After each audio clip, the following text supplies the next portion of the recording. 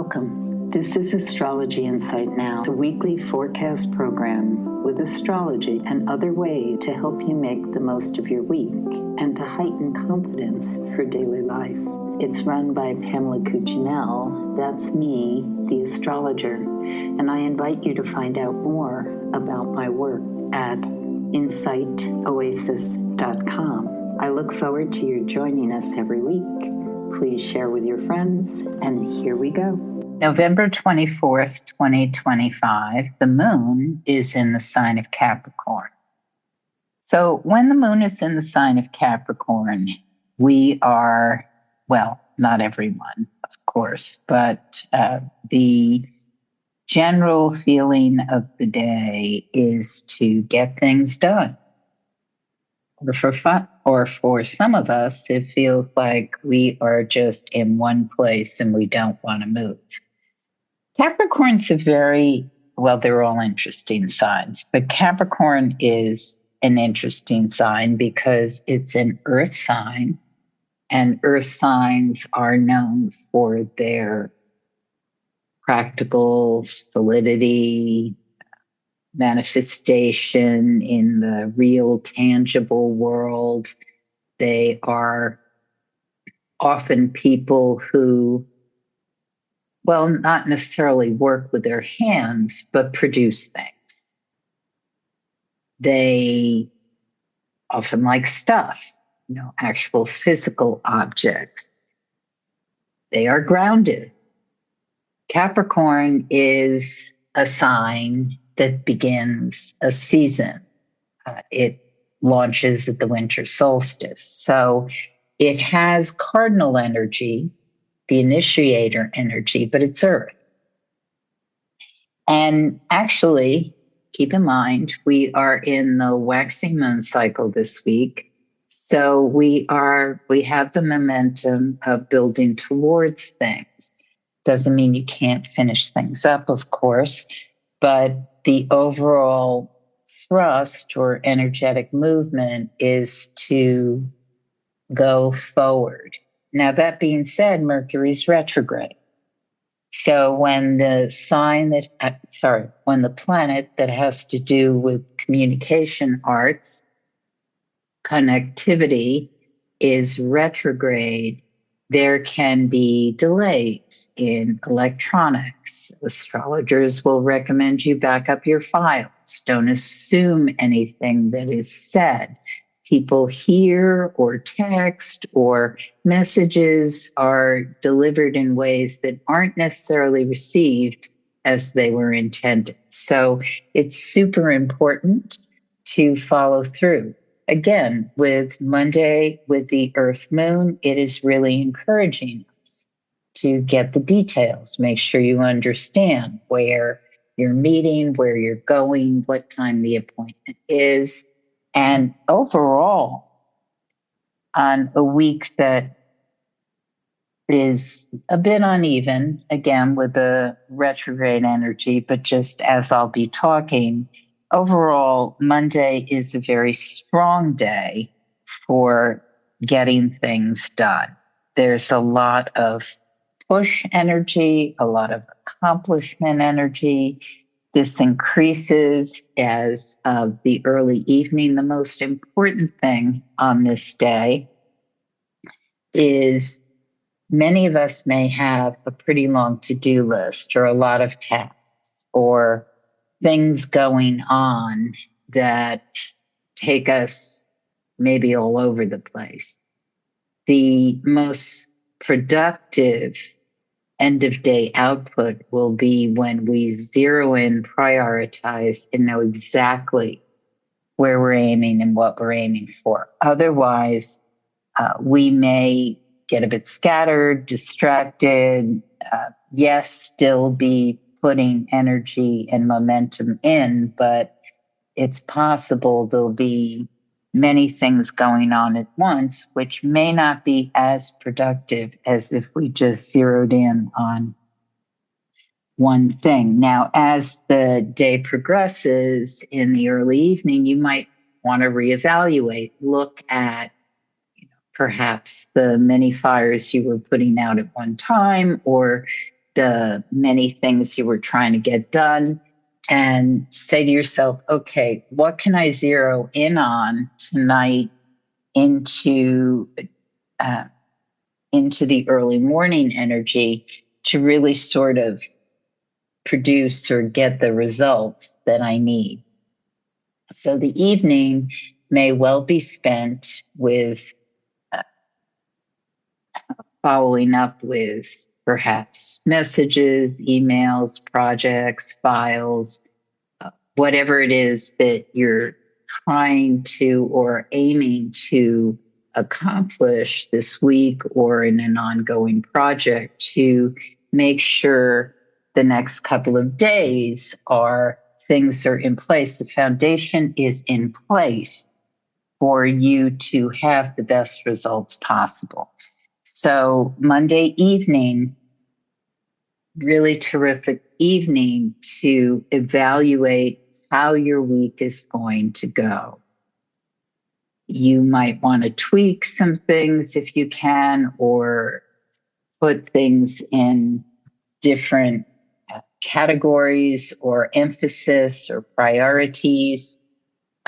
Just the general view, which I'll talk about in a minute, is that Tuesday, Wednesday into like early afternoons, Thursday can be days where we get detours or things happen that follow through, or what we had intended doesn't necessarily move as we thought. Doesn't mean that things don't get done. Actually, the more adaptivity, the more productivity. But if stuff has to really happen in a certain format or way that it goes, then switch that stuff to as of late afternoon Thursday into Friday, because Saturn goes direct on Thursday, and the target just becomes a lot clearer. Good night's sleep, good rest, very, very productive on Monday night. And then when we get into the next day, Tuesday, the moon goes void of course at 4:10 a.m. The times I give are Eastern time, so just keep that in mind depending on where you live. For people who are up at that hour, you can certainly push through some other tasks. The moon is void of course for a little over an hour. It enters the sign of Aquarius at 5:16 a.m. And when the moon is void of course, overall, it is suggested that you do not initiate. Overall, we want to work on projects already in motion, clear the desk. Many people, especially Eastern time zone, may well be sleeping at that point in time. So it is overall a good just sort of assess the terrain, clean up, follow through, work on things already in motion. That's in general great to do with a void of course moon. Once the moon enters the sign of Aquarius, now we're in that, as I said, what benefits from adaptable energy. Because what's going on is this can be a rather fast-moving day, Tuesday, in that with that Aquarius moon, there's a lot coming through. Ideas, inspiration, you can get, oh, look at this is going on. It can also be some upsets. Like, okay, I thought I saved that to my hard drive, but it's not where I thought it was. What benefits us on this day and into the next day is, as I said, flexible mind, adaptability. Moon in Aquarius really shines well when it doesn't get into panic mode, when overall we are analyzing, stepping back, getting an objective perspective, sort of viewing the whole terrain so that we can assess and determine, hey, how can I gather all this information, sift through, and arrive at something that is maybe unanticipated or unexpected. It's fabulous at problem solving and coming up with things other people hadn't thought of, including yourself. Gee, I didn't even think of that, but now here it is. The piece that can be challenging over these couple of days is if the antidote or the detour or the seeming solution is too big a stretch or feels like it's not easy to achieve or feels like an interruption, unwelcome. The part that can help us arrive at a way to work with it is to determine, how invested am I in the particular outcome? Am I willing to segue to a different way of seeing? Can I move in a new direction? Is it too big a stretch? And or is it what I really want to do?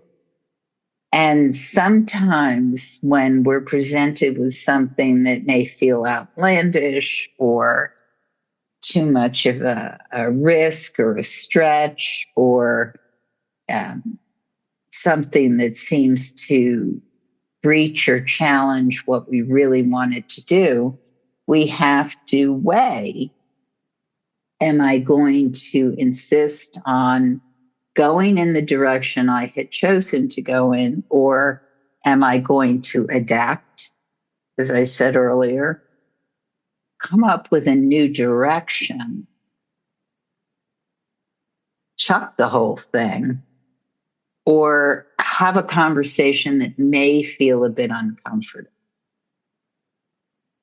And there's probably even more things that I'm not thinking of, because when Uranus is involved, it's the unexpected. It's a surprise. In an individual's horoscope, when they're undergoing a Uranus transit, I can sometimes nail exactly what's going on, but I have more data to work with.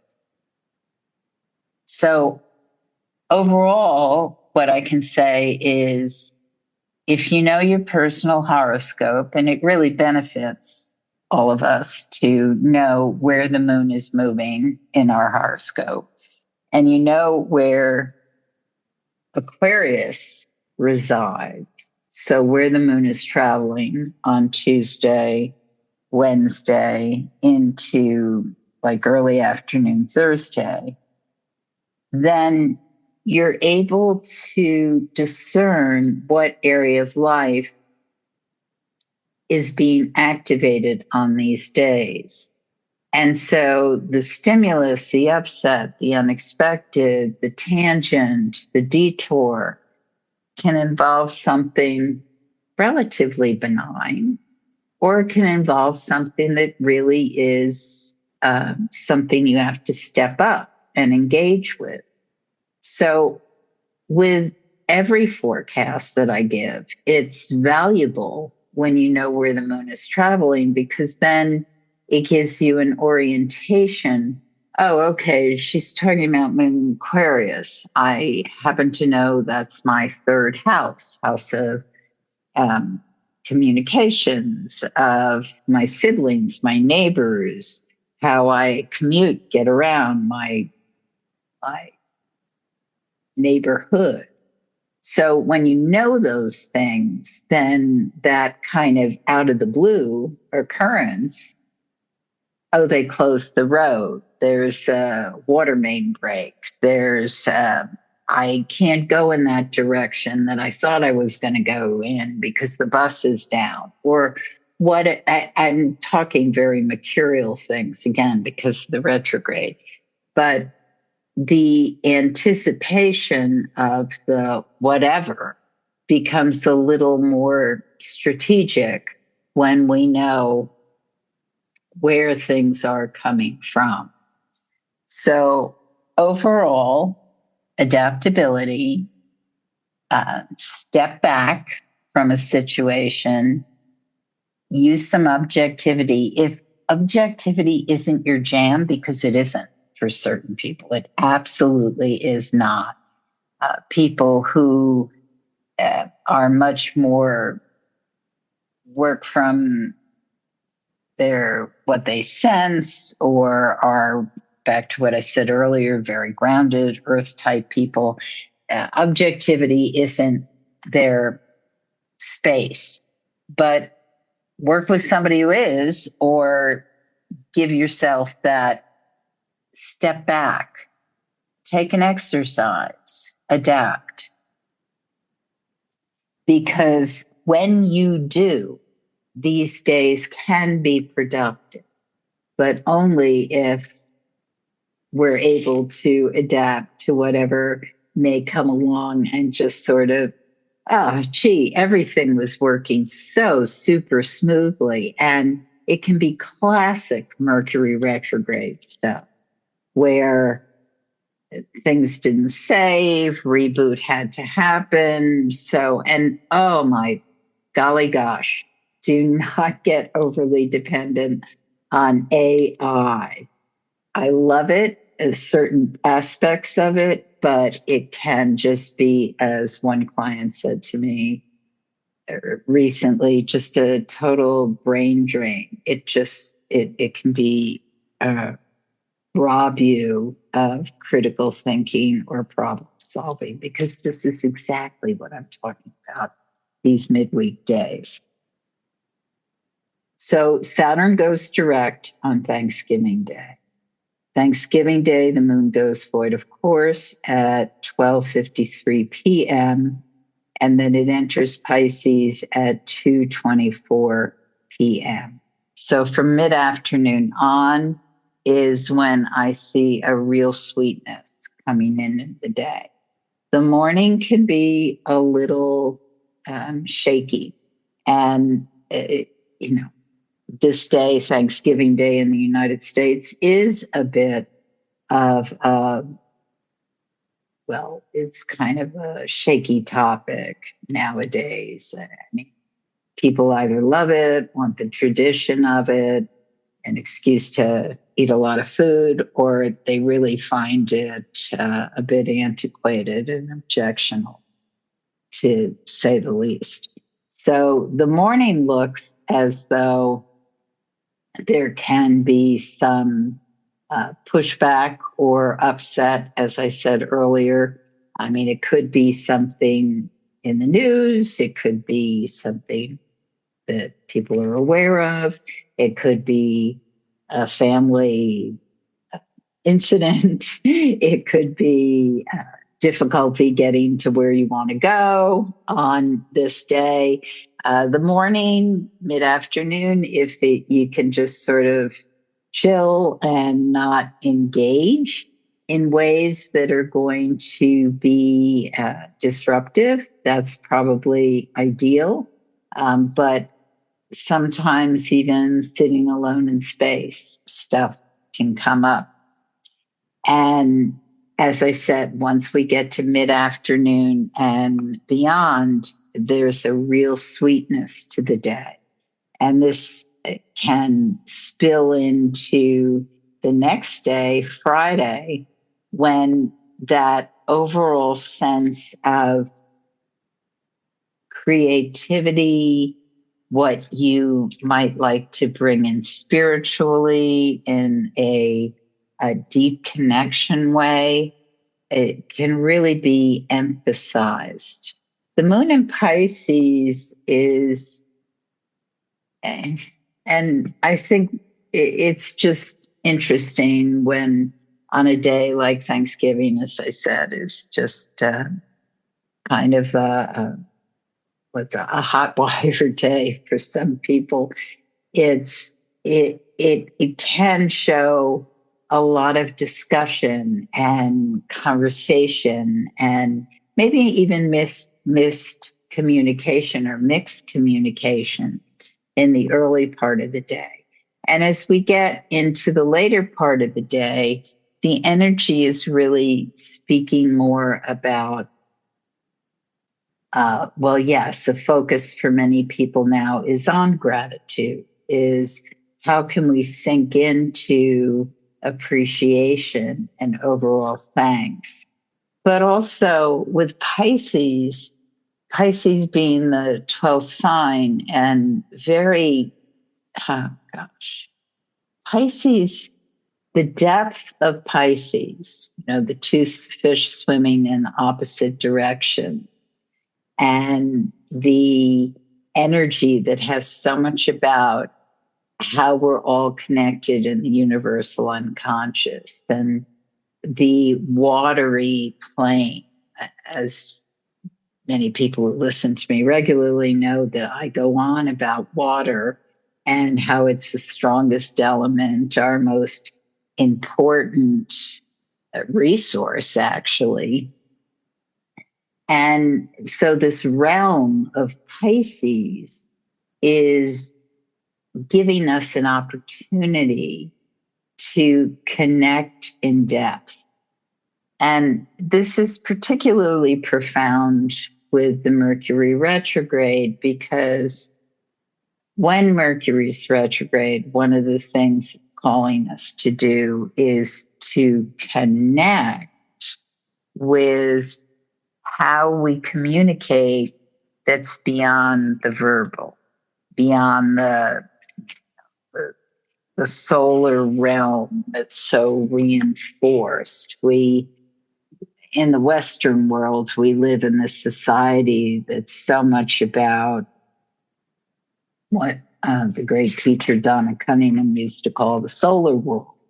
It's just kind of ideas, concepts, conversation, mental acuity, talking heads. That's people who succeed in a realm that has to do with financial results, the highest building, all very solar, like lighting up the sky. But when Mercury's retrograde, it's calling us to go into ways of communication that are not overt, that are deep, that connect in ways that have to do with our intuition, our knowing. And in order to be in this place of knowing and wisdom, we have to develop the art of turning off the noise, which is super hard to do in today's world, because there's so many devices that are screaming for our attention. And actually, there's tremendous industry to do that is doing nothing more than creating ways to keep people totally dependent on their product. And so the seduction of certainly the internet, phones, podcasts, row space, all this stuff, the seductive, me talking to you on my podcast. I mean, these are all seductions of, oh, these are things we need. And I'm not saying to you there's not value, obviously, in listening to my podcast and mapping out your week. But I am saying that on a day like into the later evening on Thursday, the 27th, and then into Friday, the 28th, there's tremendous value in going to the depth of not only your feelings and what you sense and what you know and what you're listening for, but those people around you. Listening is an art. And the more we practice it, deep listening, the more we hear in a depth of inner knowing, not just, voices on a computer or singing or however we hear, but I'm talking about sounds that resonate within the soul. Friday, really, really valuable to give yourself some downtime, especially in the evening. Tempers can be short. People can feel quite frayed, as though energy has been too expended, and grievances may be declared. Some of us may want to just stamp our feet and whine a little. And that's not necessarily a bad thing. It's just maybe it's better to do it in the shower by yourself than overtly. If anger does need to be expressed, analyze it, take time with it, listen to it, so that ideally on Saturday, the 29th, when Mercury is direct, it goes direct at 12:38 p.m. midday morning, very productive for all the listening and everything I was talking to. Things can get articulated, heard, delivered, understood within yourself, within relationships, ideas that need to be conveyed. Really, really high quality day for understanding the mercurial lessons over the past few weeks. The moon goes void, of course, at 7:05 p.m., and then it enters Aries at 8:07 p.m.